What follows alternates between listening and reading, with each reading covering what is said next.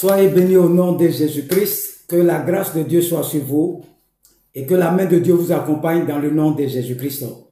Nous sommes dans un enseignement très important pour le corps de Christ. Vaincre l'homme fort de ta vie. Vaincre l'homme fort de ta vie, c'est un sous-thème du grand thème qu'on appelle la sorcellerie. Et nous sommes en train de décortiquer seulement pour que tu comprennes qu'est-ce qu'on appelle la sorcellerie, qu'est-ce qu'on appelle l'homme fort. Alléluia. Donc je salue tout le monde, bonne heureuse année, tout le monde, que Dieu vous bénisse dans le nom de Jésus-Christ. Je suis le prophète Jean Guéa de la mission divine d'amour. Ce n'est pas de l'orgueil. Je sais pourquoi je dis que je suis le prophète Jean Guéa. C'est pour quelque chose que je dis ça toujours. Pour certaines personnes qui manquent de connaissances, je répète ça toujours, je suis le prophète Jean Guéa de la mission divine d'amour. Notre test de base aussi, c'est détruire les œuvres de l'homme fort. Alléluia. Détruire les œuvres de l'homme fort. Alléluia. Je vais donner d'abord une introduction pour que tu comprennes comment ça se passe d'abord. Alléluia. Sur chaque autel, sur chaque fétiche de ton papa, de ton grand-père qui faisait avant, sur un autel, il y a plusieurs catégories d'esprits. Le premier esprit s'appelle l'esprit dominateur. C'est lui qu'on appelle l'homme fort. Là où ton papa versait le sang des animaux, les plumes de poulet, le sang qu'il mettait là, c'est ça qu'on appelle l'autel qu'il adorait. Et sur chaque autel, il y a un esprit qu'on appelle l'esprit dominateur. C'est l'esprit qui contrôle, n'est-ce pas, toutes les alliances de famille. Mais c'est aussi l'esprit qui donne des instructions, qui donne des ordres que naturellement les autres esprits exécutent, et les autres qu'ils donnent, ils les donnent sur la base de certaines informations. Donc, ce que tu dois retenir, c'est que sur le fétiche de ton papa là, il n'y avait pas un seul esprit. Il y avait 3 catégories d'esprits. Il y a ce qu'on appelle l'homme fort. La deuxième catégorie d'esprits, ce sont les esprits familiers. Eux, ils sont chargés, c'est le secrétaire à l'information. C'est eux qui donnent, qui veillent sur tout ce que les alliances de famille sont conservées dans leur registre. Ceux-là, on les appelle les esprits familiers, les esprits de famille. Eux connaissent ton sang, l'origine, votre histoire. Ils connaissent tout ça. Maintenant, il y a d'autres esprits qu'on appelle les exécutants. Exécutants des instructions données par l'esprit dominateur. Donc, une petite introduction. 3 catégories d'esprits sur l'autel de tes parents. L'esprit qu'on appelle l'homme fort, les secrétaires à l'information, on appelle les esprits familiers, et puis il y a ceux qu'on appelle les exécutants, que vous appelez les sorciers, les mystiques, les marabouts, les féticheurs. Eux, ils sont là pour exécuter. Donc quand je dors la nuit, et que je vois que les gens sont en train de m'attaquer, c'est l'homme fort qui a donné instruction aux exécutants de t'attaquer. Et c'est ce que tue beaucoup de chrétiens. Non, ils sont venus m'attaquer, puis c'est fini, ils sont partis. Non, ils viennent en mission. Ils ne viennent pas comme ça dans ta vie. Ils viennent quand tu veux franchir une limite de famille. Quand tu veux dépasser une limite de famille, les esprits familiers vont avertir l'esprit fort, l'homme fort de la famille, qu'il y a telle personne de la famille qu'on a qui est en train de dépasser les limites qu'on leur a imposées dans leur famille. Donc, l'homme fort directement envoie les exécutants, les sorciers, que vous appelez sorciers là. Ils sont en train d'exécuter un ordre venu de là-haut. Donc, sur chaque hôtel, il y a un homme fort, il faut retenir aujourd'hui, c'est lui qui donne les ordres. C'est lui qui donne les missions aux exécutants d'agir dans ta vie. On va aller dans la parole, tu vas comprendre. On va prendre Ézéchiel 11. Le même verset, on ne change pas. On ne change pas une équipe qui gagne. Ézéchiel, on dit quoi? L'Esprit m'enleva et me transporta à la porte orientale de la maison de l'Éternel, à celle qui regarde l'Orient.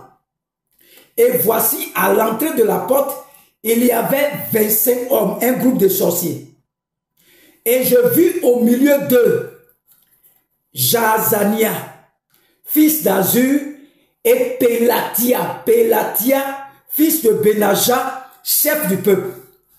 Vous voyez, Dieu montre à Ézéchiel, le prophète Ézéchiel, 25 hommes, 25 sorciers, qui sont sur une marmite, qui sont en train de planifier des choses, la sorcellerie, et il va citer le nom des deux là. Il faut retenir ça aujourd'hui. Ça veut dire dans les 25 sorciers là, il y a deux dedans, parmi ces deux là. Il y a lui qu'on appelle l'homme fort. Il y a Jaazania, fils d'Azur, Pélatia, fils de Benaja. Mais les deux là, qui est l'homme fort? Dans une confrérie de la sorcellerie, il n'y a pas deux chefs. Il y a un seul chef. Et les autres 24 là, il y a les esprits familiers et puis il y a les esprits exécutants. On les appelle les sorciers qui viennent t'attaquer puis tu pleures la nuit là. Eux, ce sont les esprits, ils exécutent les ordres de l'homme fort. Donc les esprits familiers, leur rôle c'est de faire quoi? C'est de collecter les informations. Pendant que tu es en train de construire ta maison, ton cousin en tant que tu as construit une maison, il va dire à ta tante au village, ce sont des sorciers, mais eux, ils sont chargés de collecter les informations. Donc, il y a un groupe de sorciers, ils ne font pas du mal. Eux, ils se promènent dans la ville pour chercher les informations. C'est eux qu'on appelle les chargés, les secrétaires à l'information. Ça peut être ta camarade, ça peut être ton frère, ça peut être ton ami. Lui, il vient pour chercher les informations. C'est un sorcier. Mais c'est un sorcier qui ne fait pas du mal. Il n'a pas plein pouvoir. Il n'est pas l'homme fort. Donc, son rôle, c'est de recueillir les informations et de les transmettre à l'homme fort. Donc, lorsque nous prenons Ézéchiel, on voit 25 personnes. Jaazania, Pélatia. Il y a le chef qui est dedans. On va le démasquer, ce chef-là. Donc, Dieu, maintenant, qu'est-ce qu'il fait? Sur chaque hôtel de famille, il y a une personne ressource qui contrôle spirituellement l'enclos. Cette personne est appelée un dominateur, l'homme fort. Et le dominateur est le chef du clan, le chef de l'enclos spirituel. Il travaille avec ce qu'on appelle un secrétaire à l'information. Le dominateur fonctionne en étant sur un hôtel de famille. Il a l'avantage de contrôler les alliances établies par la famille actuellement et précédemment. Il a l'information qui lui est donnée par le secrétaire de l'information liée aux hôtels de famille et naturellement les instructions qu'il donne, il les donne pour qu'elles soient exécutées. Donc avant de venir t'attaquer là, le secrétaire, l'esprit familier a déjà informé l'homme fort que telle personne est en train de dépasser les limites de leur famille. Il est en train de prier pour avoir enfant. On a dit dans la famille, il ne faut pas en faire enfant. Mais nous, on l'a vu là. Elle allait dans le camp de prière pour aller prier pour qu'elle ait enfant. Et pendant que tu es dans le camp de prière, on t'appelle pour te dire que ton enfant est malade. Tu dis, ah! C'est quel enfant qui est malade là? C'est comme un jour, je devais aller faire une retraite spirituelle quelque part. Le même jour là, où j'ai pris mon sac, où je dis à la retraite là, mon enfant est perdu. Je partais prendre le car, on dit mon enfant est perdu. Est-ce que j'ai écouté ma femme? J'ai pris mon sac. Je suis allé monter dans mon car. J'ai dit c'est à cause de moi qu'il pense qu'il va faire et puis il n'est pas parti. Il ment. J'ai pris mon car. Où ils vont trouver l'enfant, ce n'est pas mon problème. J'ai pris mon car là. J'ai démarré. Quand je suis arrivé là-bas, on me dit qu'ils ont retrouvé l'enfant. Vous voyez, l'homme fort, c'est que là où je m'en vais là, je vais pour une délivrance. Il dit, il ne veut pas. Il a caché mon enfant. Mais quand Dieu est avec toi là, tu t'en fous de ça. Je sais que c'est lui qui a la base. Je ne me suis pas occupé de ça. Je suis allé dans mon camp de prière pour aller prier. C'est tout. Après, j'appelle, on me dit, ils ont retrouvé l'enfant. Il a échoué à sa mission. Donc, le texte d'Ézéchiel, chapitre 11, nous montre tout simplement que dans ce texte d'Ézéchiel est enlevé par le Saint-Esprit et il est transporté à la porte orientale la porte orientale, c'est à l'est, c'est là où le soleil se lève.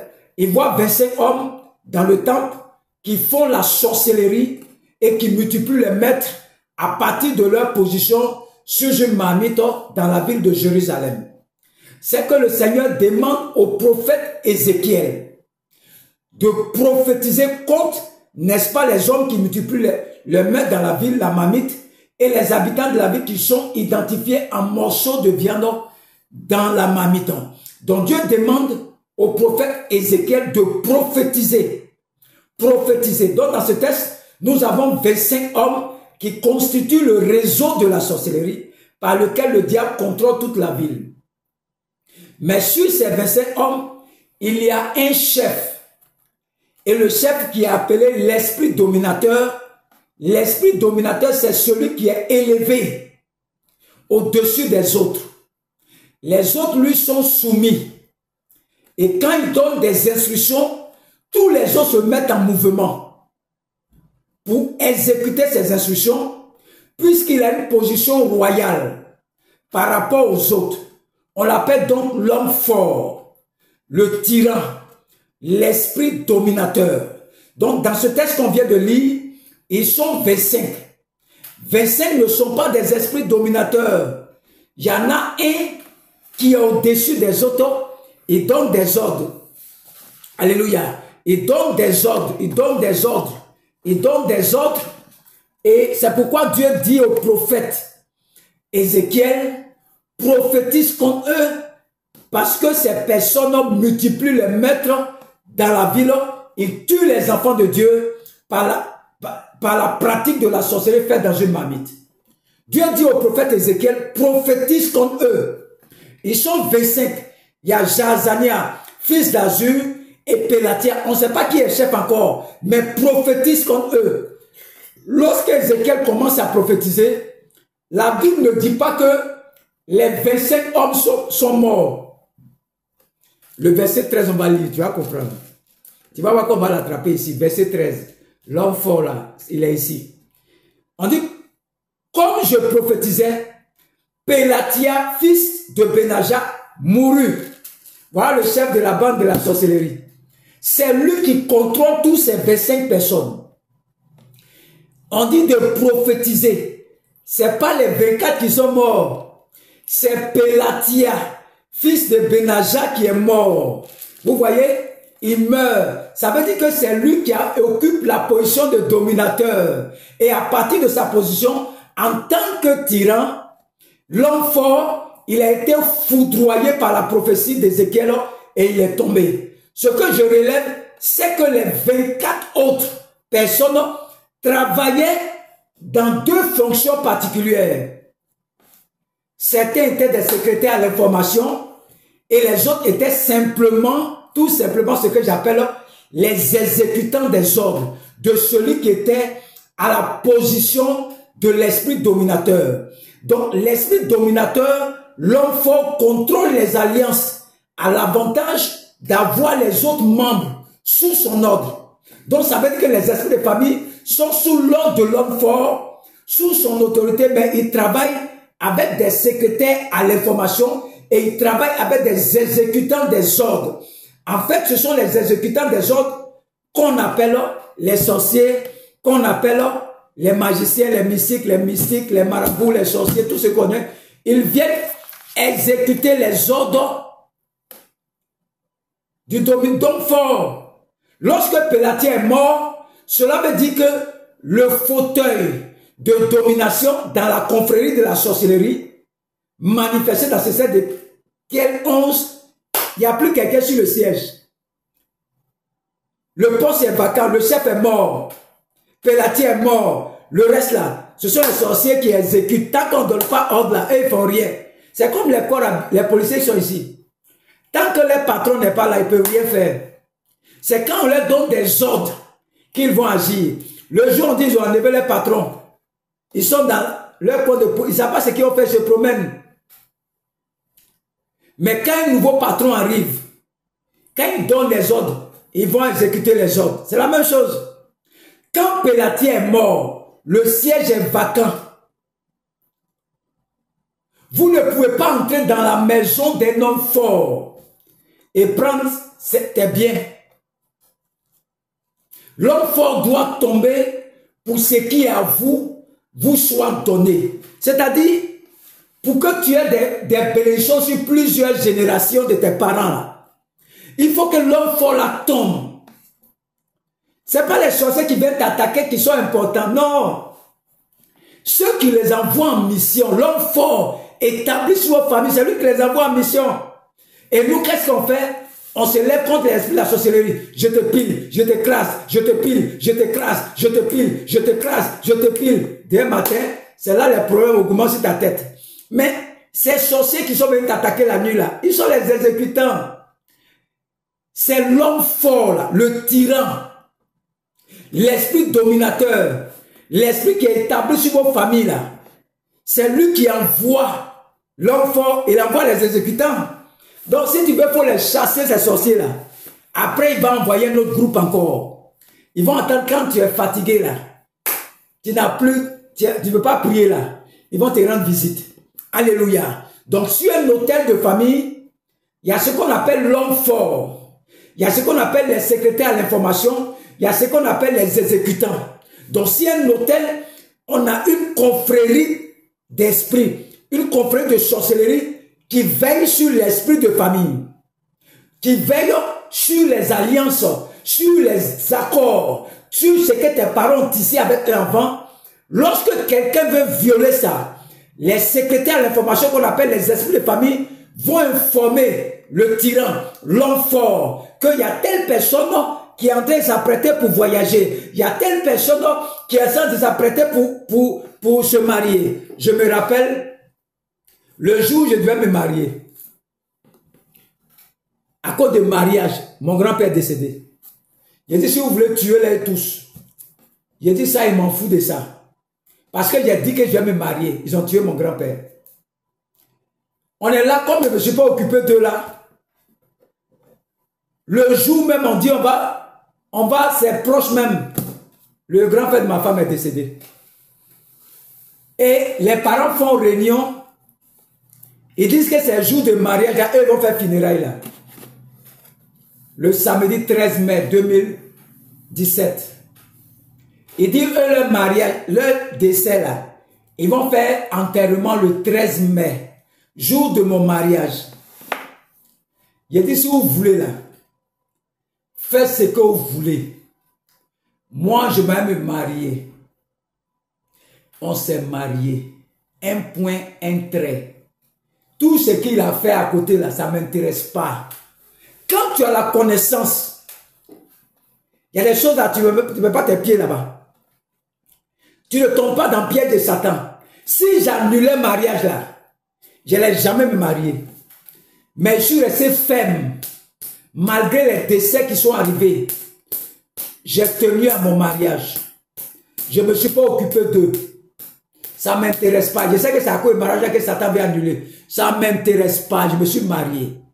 Donc, mon objectif ce soir est que le Pélatie de ta vie, établi sur le fauteuil, en tant que dominateur, pour régner sur vos familles, soit déchu, abattu, quitte leur position pour que tout leur système, c'est-à-dire l'esprit dominateur, l'esprit familier, l'esprit de sorcellerie qui exécute les ordres donnés par l'esprit dominateur, que tout le système soit ébranlé.